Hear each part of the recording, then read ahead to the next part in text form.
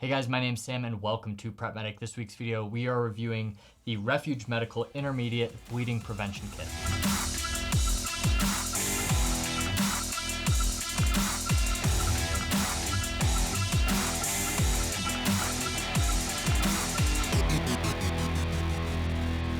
I reviewed a couple Refuge Medical kits in the past, and honestly, I like the business. They sell medical kits at what I think is a reasonable price with relatively minimal markup for packaging and acquisition, etc. So today we are going through their Intermediate Bleeding Prevention Kit, and this is really kind of a standard IFAK. I'm not gonna lie to you, there's nothing in here that's like mind-blowing. It's all stuff you've seen before, but the price and the form factor are something you should definitely consider when you're shopping for a kit. Right off the bat, this MSRP is for about $88. And I've done a little bit of math in the contents and what everything costs individually. Roughly, these things are all going to come out to about $78 for everything inside of it. Now, that's give or take. You know, I wasn't exact in some of my searches, but everything that I did to get that cost was from comparable products. So $10 off MSRP is actually really, really good. And you could potentially find these things for at what they're selling it for. Now, when I priced it out, I didn't count like things like the medical instruction card in there. I didn't really count the gloves and the Sharpie, like things that you might have laying around. However, those definitely factor into it. And just the fact that this is vacuum sealed in a bag, ready to go for you, that does count for something and is does add to that cost. So keep all of that in mind. All in all, I think this is one of the closer kits that's really not upcharging for the acquisition of the medical supplies inside it. So once again, that's MSRP $88, and then all the contents are about $78. And I'll leave that up on the screen for you guys to take a look at.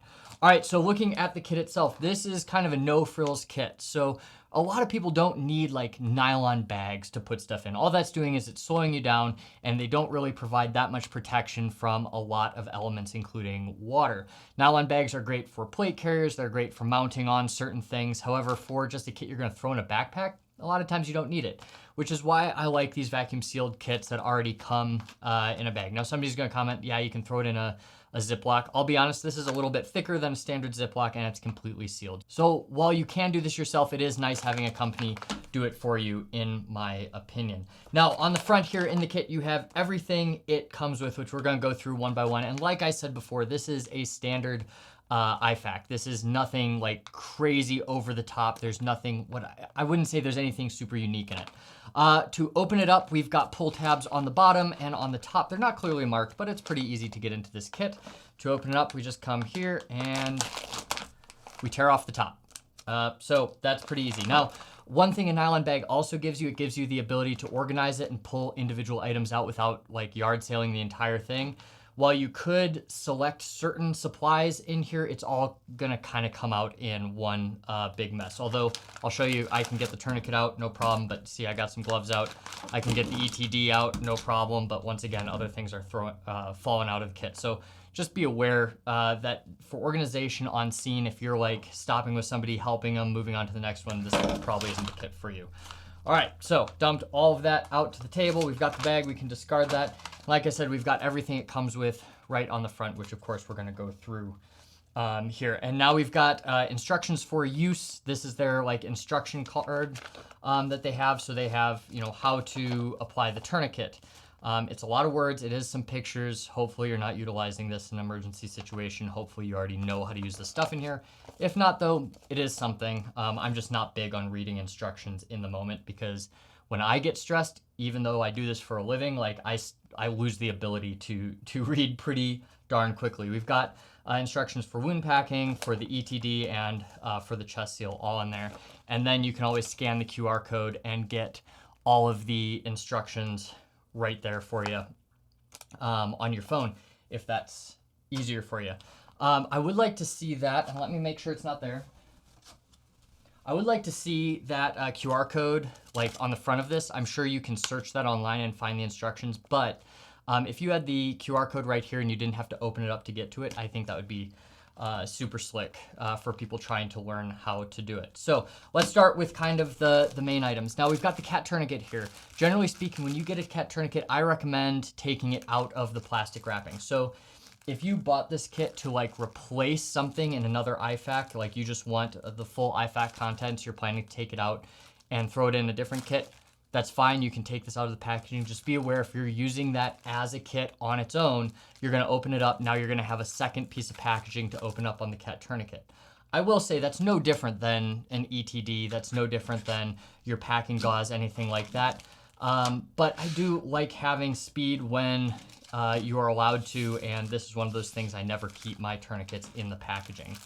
So coming in here, we can take a look at this tourniquet. You guys should all be aware the cat tourniquet is kind of the oldest tourniquet on the market that carries with it the recommendation of the Committee for Tactical Combat Casualty Care. I like that it's orange because in the civilian environment, we really don't need these black tactical tourniquets 99.9% of the time. We want something that responders that the ER is going to see quickly and are able to assess that limb. If you have a black one and they're starting to cut clothing off, it's easy for that to be missed and like a nurse or a tech accidentally cuts off the tourniquet.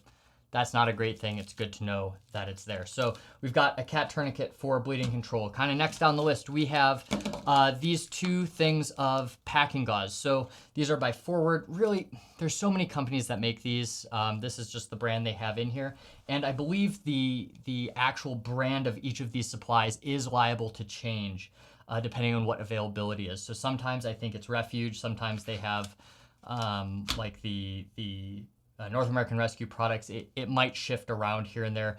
Most of these products are going to work identically. So these are not hemostatic agents. And somebody's going to be like, well, I really want hemostatics in a kit like this. You can buy an advanced kit that has them. Honestly, these are going to work almost as well as a hemostatic agent. I've got no issue with these being supplied in the kit. To open these, we've got tabs on the top and bottom.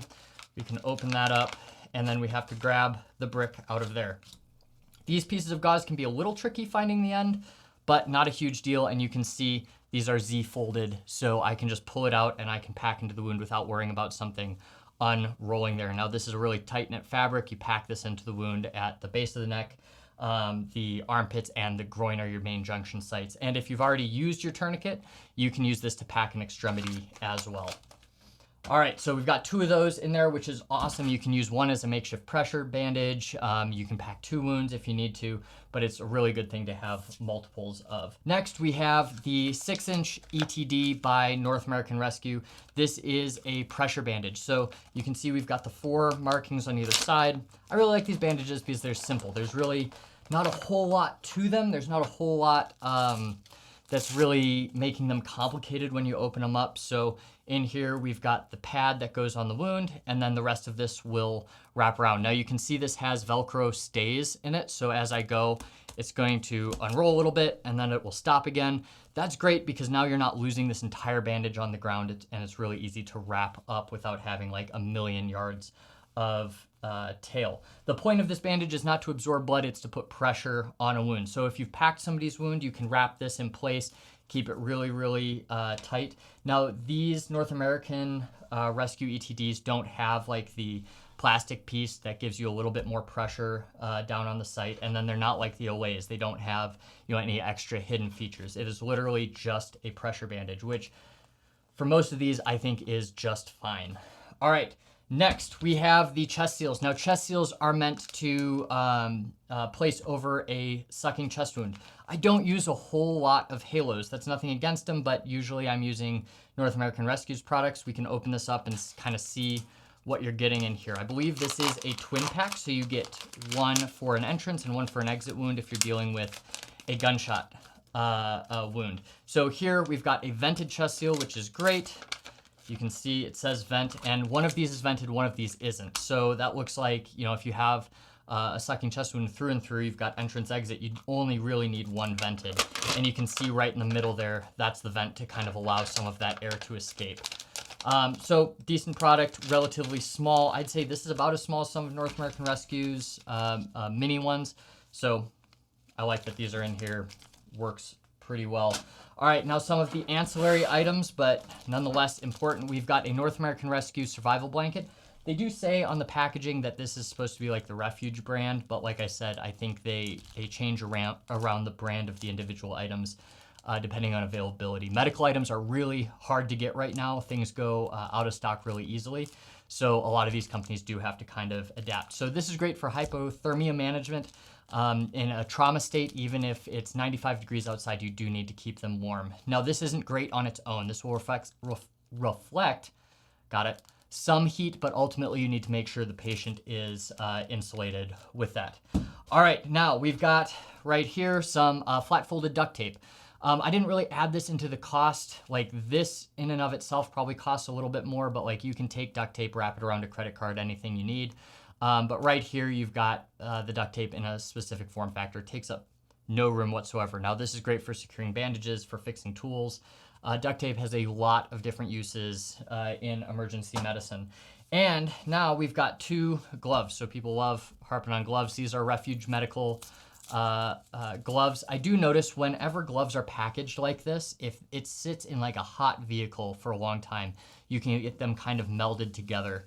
But these don't seem like they're packaged quite as tight as like some of the North American Rescue Talon gloves, which I think is great. I believe these are going to be a size large. So got them. They work fine. They're literally nothing special. It's just a nitrile glove there. But I like the fact that it's blue. You can see blood on your hand if you're doing your blood sweep there. And of course, PPE is always important. You get 2 sets in there. Inevitably, I always rip a pair of gloves when I put them on. So I like that there's 2 in there, and then the cost to Refuge for those gloves is negligible. All right, we've got a Sharpie for marking the time on the tourniquet. You can write it on their head. You can take notes on your hand or arm, whatever you need. Sharpies have a lot of uses there, but once again, doesn't really add to the expense of the expense of the kit all that much. And then last but not least, we have a pair of trauma shears. You can't treat what you can't see, with some small exceptions.